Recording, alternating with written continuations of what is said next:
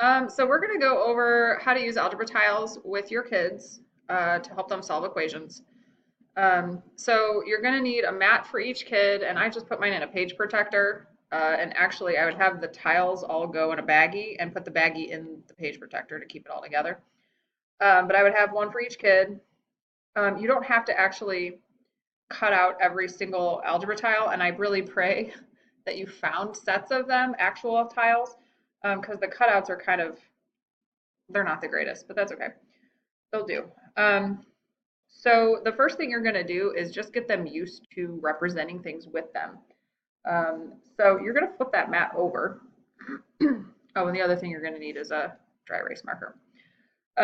So you might put something like this up on the board. After you've kind of explained that, like these are plus ones, right? And these are minus ones. These are negative x's, and these are positive x's, right? So you might put up something like, show me -4. And then you'd have the kids count out.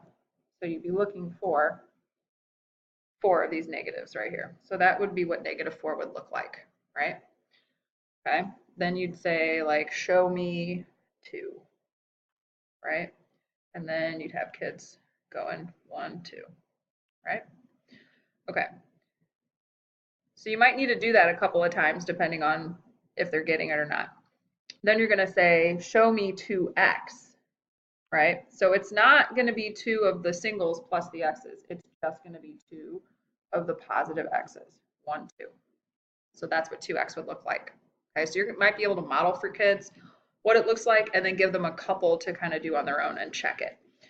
If I said, show me -3x, then I would expect to see this on everybody's board. 1, 2, 3. Okay. All right. So once they can do those things and can represent individual terms, start throwing a couple of terms in there. What does it look like to be 3x plus 4, right? What does that look like? So -3x, so 3 dark ones with the minus signs, and then 4 of the positive singles, right? So 3x plus 4 would look like that. And then kind of start just giving them things that'll help them represent the different expressions, right? You do 5x minus 6, and then I would expect to see 5 positive x's and 6 negative, like singles, okay? All right, so once they can represent expressions with the algebra tiles, now you can flip that mat over. So that get in focus. All right. So I'm going to do a quick model, and I'm sure that these are on, you can probably find some more on YouTube. Come on, little guy, come in focus for me.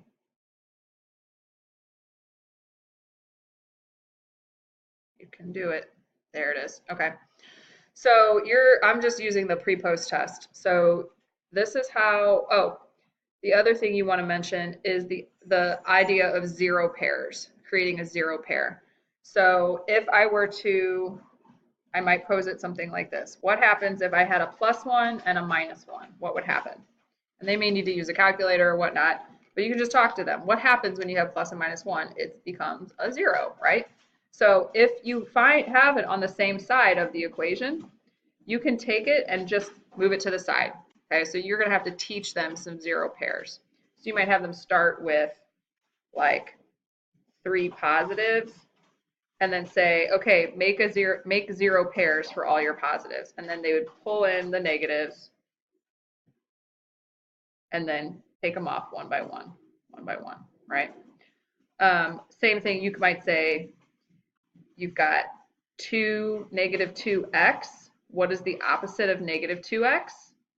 Positive 2x, right? So I'm going to need a 0 pair for that. So I'm going to need 2 positives. And once I have that, then I can take them together off the mat, right? Okay, so they're going to cancel out.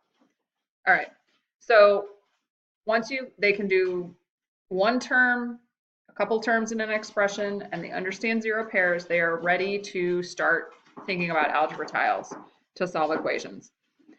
So the first one we have that I'm going to model is 7 plus x equals, I'm not going to go to 23. I'm going to go to 3. Okay. Which is number 2 on the pre-post test. So I'm going to get out 7 positives. 3, 4, 5, 6, 7. Okay. And then plus an x. So I need 1 positive x on this side.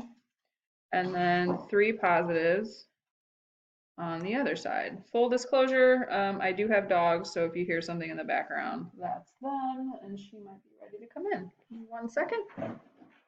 Hello. Good girl. Okay. So this is what the equation would look like. And you're teaching them the idea that you want to get the x by itself. You want to get 1 x by itself. Okay. So I'm going to have to zero out all of the other things that are next to on the same side of the x, right? So how I do that is I'm going to bring in 7 negatives. 1, 2, 3, 4, 5, 6. This is why the paper stinks. Oops, that's positive. 2, 3, 4, 5, 6, 7 on this side. And then, of course, because we've balanced equations, probably, we know we need to put 7 on the other side. So we're going to put 7 on the other side. 3, 4, 5, 6, 7. And these might be steps that you actually write out for your kids at the beginning. So you would do the opposite sign, and then you're going to zero all your pairs out. So 1 and 1, 1 and 1, 1 and 1, 1, that's 2, 2, 2, right? Come on, Olive, go away. And you're going to do the same thing to the other side. So 1, 2, 3, and what's left? So 1x is equal to -4. Okay, and that's how you would solve that using a positive. Subtraction is pretty much the same way. It's the same steps. You're going to find the side with the variable. You're going to put in all your opposites and then zero pair it out, and whatever's left is whatever's left. All right, let's do multiplication. So let's make this is going to be number 3 I'm going to modify it a little because I don't feel like counting all that out. All right, so 10x or 5x equals 10. So, and just for fun, let's make it -5x. Why not? All right. So, so I've got -5x. So the first thing they got to do is represent it. 3, 4, 5. All right, so there's -5x. That's what that looks like. And then 10 positives. So 1, 2, 3, 4, 5, 6, 7. I'm doing on time. 8, 9, 10. Okay. Now, this is only going to work for problems that are whole numbers, which I think is all the problems we gave the kids anyway. So we'll be okay. So when you have a division problem, okay, you're going to, actually none of those are negative, but that's okay.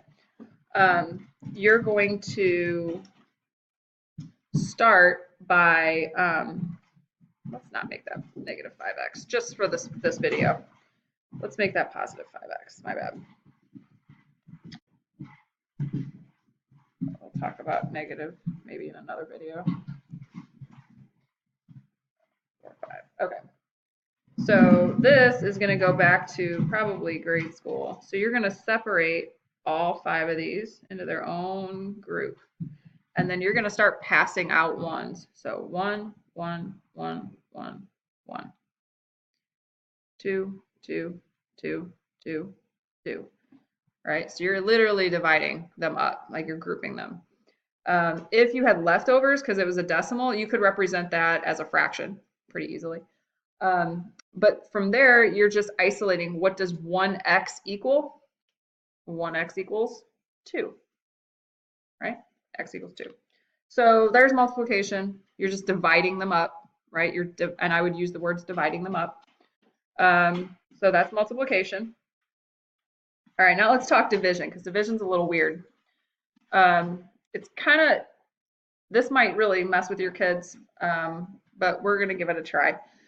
So here's the x over 2 equals 10. All right. So this is where it gets a little weird. So you've got your positive x. Now the first thing I might do for my kids is say this is really a 1/2 x. Okay, you see that? A 1/2 x. All right, so I know that looks a little weird. Equals. So it's the same because there's a 1 right there. Because what we're wanting them to think is half of this x. So really, it's just this is how much is represented, right? That's all that it is. And if you are using these, you could have the kids flip it over and cut it in half, right? So there's a half of an x right there, right? There's half an x. I'm going to have it right here. Again, dogs, sorry. So 1/2 x equals 10, right? So here's close to 10. 2, 3, 4, 5, 6, 7, 8, 9, 10. Okay, so half an x equals 10, right? So how many do I need to make a full x? I need 2 of them, right? 2 of them. So I need 2 x's. So if I need 2 of these to make a full, then I need to times this by 2 because I need 2 times this half, right? So I need twice this side, which means I need twice this side, right? So that's where you'd add 10 more and you'd end up with 20, okay? And I know that went a little fast and she's playing with a toy, so I'm going to do another one for division and do the other one. Okay, so the other division was x over 4 equals 20, which is the same as 1/4 x, right?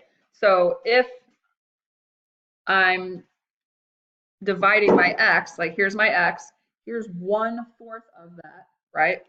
Or again, you could have them take this and divide it into 4 parts with a pencil, right, to give them an idea of what that means. So 1/4 of this would equal, let's just pretend for time's sake that this is 20, right? 20. So how many of these little pieces do I need to make a whole one? I need 4 of them.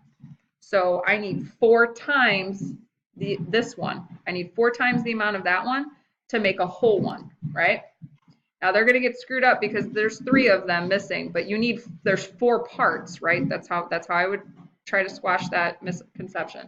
There are 4 parts, so you need 4 of these to make one whole. So because you need 4 times this many. I need 4 times this, I need 4 times that. So that's how you're going to get 80, okay? So that's a quick overview of using algebra tiles. There's probably a plethora of things on YouTube if you get stuck. And let me know if you need something. Thanks.